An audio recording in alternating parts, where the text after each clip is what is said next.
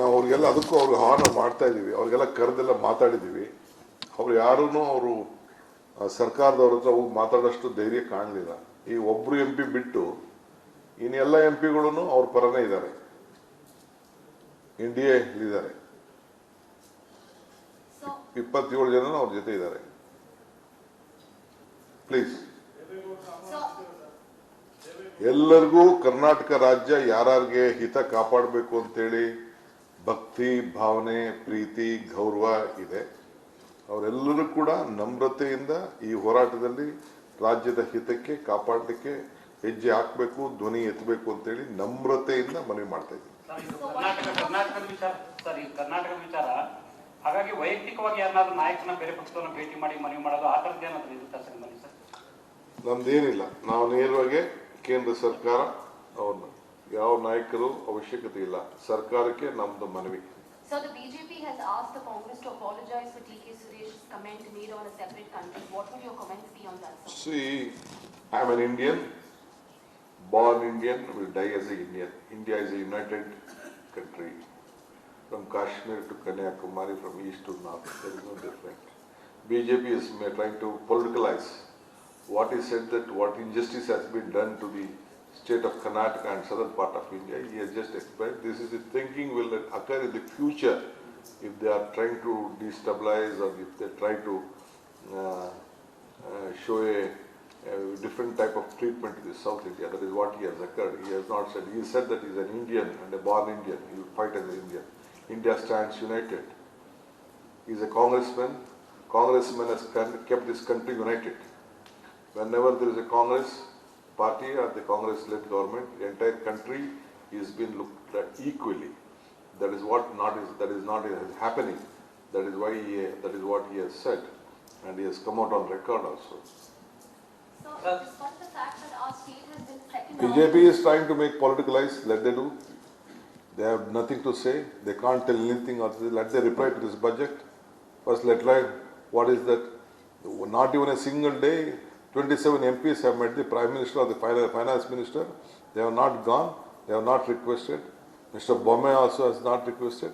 Mr. Yediyurappa also not. They are in their own troubles themselves, and they could not ask for anything. Now I think the papers tell that. I did not tell that. The papers and the numbers tell that there is a big injustice has been done to the Karnataka state. DK Suresh ಹೇಳಿಕೆ ಬಗ್ಗೆ ಖರ್ಗೆ ಅವರು ಕೂಡ ವಿರೋಧ ಮಾಡಿದ್ದಾರೆ.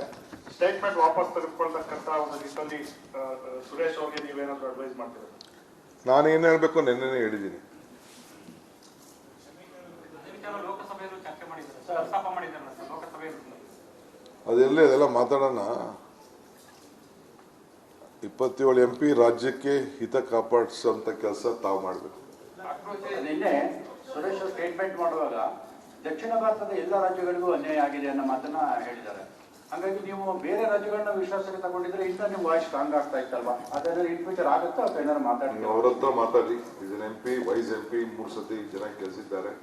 ಅವ್ರಿಗೂ ಸಭೆ ಪ್ರಜ್ಞೆ, ವ್ಯವಹಾರ ಪ್ರಜ್ಞೆ, ರಾಜ್ಯದ ಪ್ರಜ್ಞೆ, ದೇಶದ ಪ್ರಜ್ಞೆ ಎಲ್ಲ ಕೂಡ ಇದೆ. Is capable of handling himself. So, despite the fact that Karnataka is the second largest contributor to the GST kitty, sir, still this discrepancy in the financial budget is happening to us. I am telling you, the budget earlier was 24 lakh crores. Today it is 46 lakh crores. When 45 lakh crores. When that budget was, we used to get about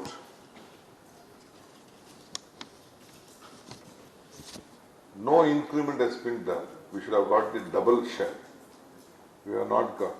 We should have got the twice what we were supposed to get. We used to get 46,000 crores in 2018. Now we are getting only 50. We should have got nearly double.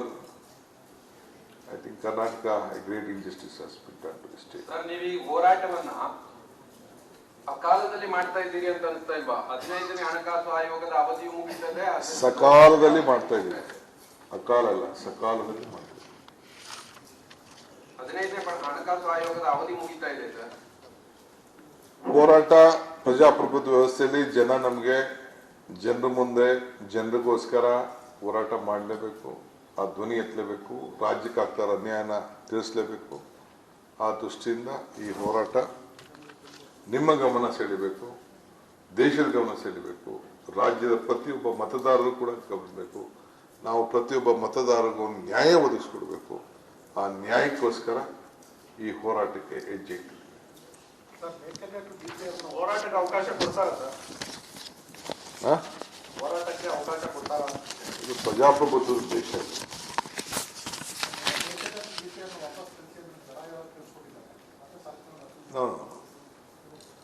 ಇವತ್ತೇನು ತೀರ್ಮಾನ ಆಗಿದೆ, ನಿನ್ನೆ ಕರ್ನಾಟಕ ರಾಜ್ಯಕ್ಕೆ ಒಂದು ಹೊಸ ಆಯಾಮ ಶುರು ಆಗ್ತಾ ಇದೆ ಮೇಕೆದಾಟು ವಿಚಾರದಲ್ಲಿ. ಬಹುಶಃ ಅರಿವಿದೆ, ವೋಟಿಂಗ್ ಕೂಡ ನಡೆದಿದೆ ನಿನ್ನೆ. ಸೊ ತೀರ್ಮಾನ ಆಗಿದೆ ಟೆಕ್ನಿಕಲ್ ಟೀಮ್ಗೆ. ಬಹುಶಃ ನಮ್ಮ ನೀರು ನಮ್ಮ ಹಕ್ಕು. ಅವ್ರಿಗೇನು ನೀರು ಕೊಡಬೇಕು ಖಂಡಿತ ನಾವು ಕೊಡ್ತೇವೆ, ಅದನ್ನು ಮಂದಟ್ಟು ಮಾಡಿಕೊಡ್ತೇವೆ. ಅದಕ್ಕೆ ಸೆಂಟ್ರಲ್ ಗೌರ್ಮೆಂಟು ಕೂಡ ಇದರ ಬಗ್ಗೆ ಕರ್ನಾಟಕ ರಾಜ್ಯದ ಹಿತಕ್ಕೆ ಕಾಪಾಡಬೇಕಾಗ್ತದೆ, ಸಹಕಾರ ಕೊಡಬೇಕಾಗ್ತದೆ, ಎನ್ವೈರನ್ಮೆಂಟ್ ಕ್ಲಿಯರೆನ್ಸು ಮಾಡಬೇಕಾಗ್ತದೆ. 28 MP ಒಟ್ಟಿಗೆ ಸೇರಿ 28-40 ಜನ ಅವರ ಧ್ವನಿಯನ್ನು ಎತ್ತಿ ರಾಜ್ಯದ ಹಿತವನ್ನು ಕಾಪಾಡಲಿ ಅಂತೇಳಿ ನಾನು ಪ್ರಾರ್ಥನೆ ಮಾಡ್ತಾ ಇದ್ದೀನಿ.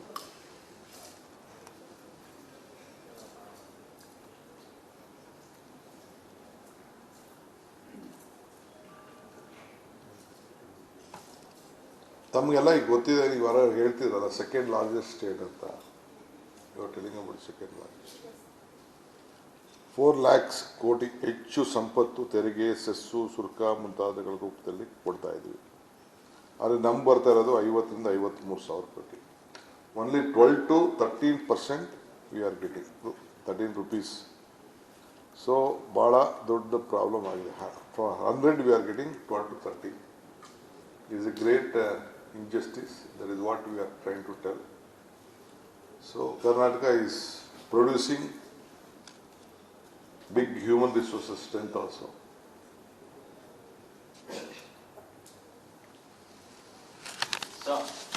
Sir, the BJP, sir, here, sir, towards your end. Sir, the BJP is alleging that between the 14th and the 15th Finance Commission, as you pointed out in tax devolution, from 4.7% to 3.6%, the BJP alleges that it was not presented properly before the Finance Commission. The Congress did not do a great job of it, and that is one of the reasons that we faced a cut by 25% is what the BJP is alleging, sir. Okay, if we had done wrong, what was wrong with them? They should have rectified, no? It is a double engine government. Who stopped them? We have done wrong, suppose. We have done wrong. Okay, let us take for into point or account whatever you are telling. It was not the duty of that double engine government to rectify it and get the whatever the dues we are supposed to get, whatever the share we are supposed to get. Why BJP did not open a mouth a single day on this? They know to allege. Couldn't they rectify themselves in the interest of the state? They have worked against the state of Karnataka. At least now I am appealing, let them rectify it from the central point government. We have whatever the documents we have returned to them, we have requested them to rectify all this mistake, whatever they have done.